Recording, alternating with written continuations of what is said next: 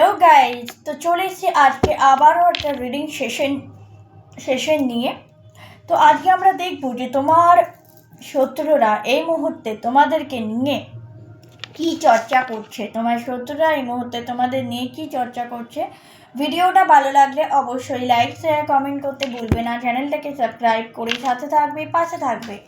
তো চলো দেখে নেওয়া যাক এই মুহূর্তে আমার ভিউয়ারদের শত্রুরা তাদের নিয়ে কি চিন্তা ভাবনা করছে। প্লিজ ইউনিভার্স গাইড করো। কালকে আছে নিউ মুন, তো যারা পার্সোনাল যারা হিলিং সেশন বা পেলকাস্টিং বুকিং করতে চাইছো ঝটপট করে বুকিং করে নেবে হোয়াটসঅ্যাপ নাম্বারে, ওকে। বা যারা প্রেডিকশনও বুকিং করতে চাইছো তারাও যোগাযোগ করতে পারো। তো চলো ঝটপট করে দেখে নিই আমরা প্রেডিকশন কি তোমাদের এই মুহূর্তে তোমার শত্রুরা কি চিন্তা ভাবনা করছে তোমাদের ব্যাপারে, তাদের কি মতামত বা কি ভাবছে তারা এই মুহূর্তে। তো ওকে, 3 of Swords, 9 of Wands, okay okay okay 7 of Swords, বাপরে, 2 of Cups, okay,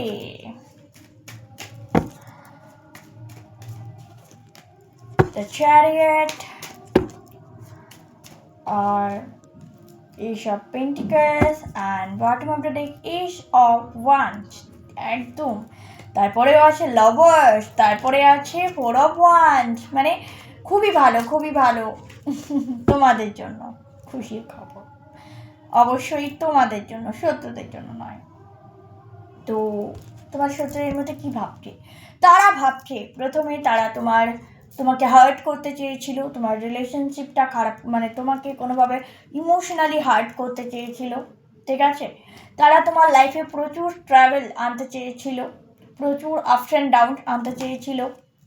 তারা তোমাদের লাইফে বার্ডেন ক্রিয়েট করতে চেয়েছিল, পাস কর্মা করে, মানে প্রচুর বার্ডেন, এক্সেস বার্ডেন ক্রিয়েট করতে চেয়েছিল।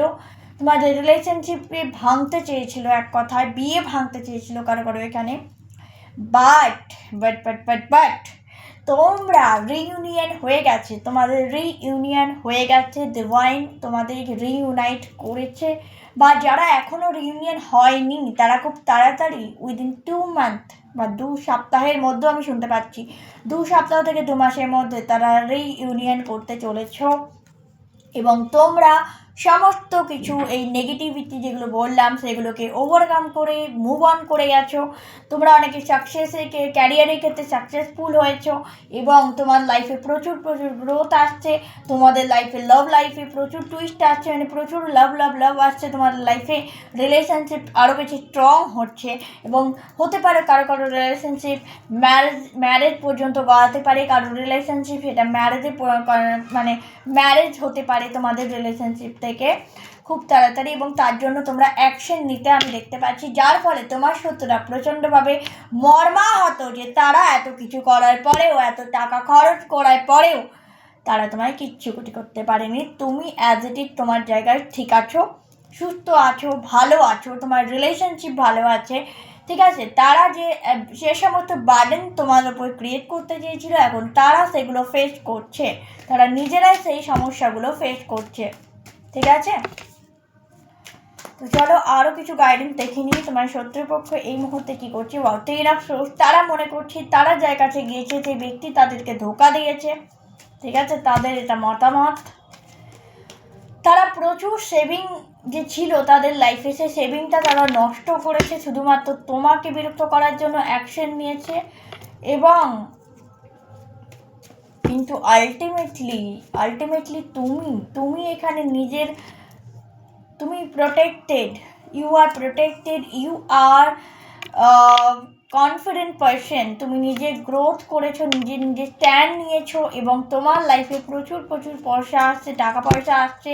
অন্যদিকে যারা তোমাকে স্টাক করতে চেয়েছিল তোমার শত্রুপক্ষ, তারা নিজেরা স্টাক হয়ে গেছে, ঠিক আছে।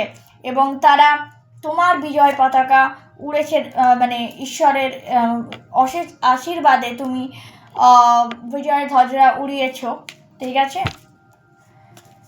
যেটা আর কি ওদের কাছে অকল্পনীয় ছিল, মানে ওরা এটা ভাবতে পারেনি এভাবে যে ব্যাপারটা হবে।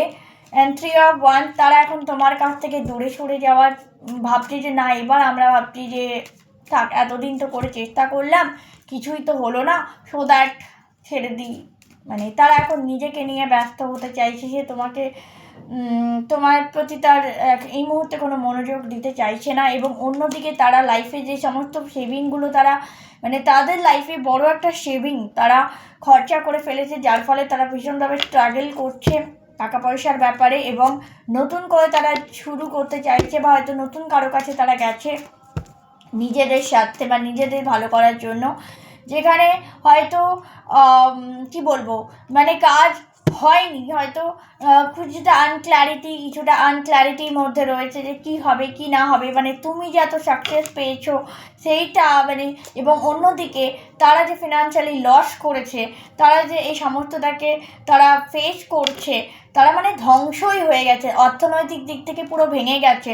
এবং কেউ তাদের বারবার মনে হচ্ছে তাদেরকে চিট করা হয়েছে, ফিনান্সিয়ালি প্রচুর চিট করা হয়েছে, এবং তারা কোথাও না কোথাও তোমাকেই দায়ী করছে, মানে তুমি এর কারণ বলে তারা মনে করছে। এবং তারা মনে করছে এবার এখান থেকে আমাদের মানে গুটিয়ে নেওয়া উচিত আমাদের সমস্ত কিছু, মানে তারা চলে যাওয়ার প্ল্যান করছে, যেটা বুঝতে পারছি। আর এখানে কোনো মহিলা তান্ত্রিকের কাছে তারা গিয়েছিল, ঠিক আছে? এটা একটু জাস্টিফাই করব আমি, এই হাই প্রিস্টেস কার্ডটা কেন এসছে। ওকে, 9 of Pentacles, হয়তো এই মহিলাকে তারা প্রচুর টাকা দিয়েছে, প্রচুর টাকা অফার করেছিল, যার ফলে তারা এই মুহূর্তে ফিনান্সিয়াল একটা লসেসের মধ্যে দিয়ে যাচ্ছে। ফিনান্সিয়ালি তাদের স্টেবিলিটিটা নেই, ঠিক আছে? ফিনান্সিয়াল স্টেবিলিটিটা তাদের কোথাও না কোথাও নড়ে গেছে, যার ফলে তারা ডিপ্রেস অ্যাংশিয়াস হয়ে উঠেছে, ঠিক আছে? এবং তারা চাইছে তাদেরকে ব্যালেন্স করতে, সমস্ত কিছুকে ব্যালেন্স করতে, কিন্তু কোথাও না কোথাও তারা ভীষণভাবে ওভার থিঙ্কিং করছে, প্রচুর বার্ডেন চেপে গেছে, তাদের ওপর বার্ডেন চেপে গেছে। আমি বললাম না তোমার ওপর বার্ডেন চাপাতে চেয়েছিল, সেই বার্ডেন এখন তাদের ওপর চেপে গেছে, যার ফলে তারা ফ্যামিলিতে আবার কি করে হ্যাপি করবে বা কি করে সমস্যা থেকে বেরোবে, সেই দিকটা মানে তাদের কাছে এখন একটা বড় প্রশ্ন হয়ে দাঁড়িয়েছে।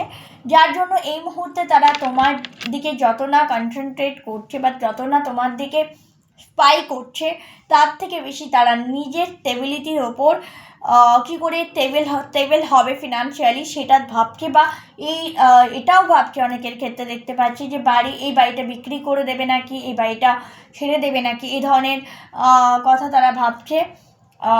তো এই হচ্ছে তাদের কারেন্ট এনার্জি তোমার শত্রুদের, যে এই মুহূর্তে তারা কী অ্যাকশন নিচ্ছে, কী ভাবছে তোমাকে নিয়ে।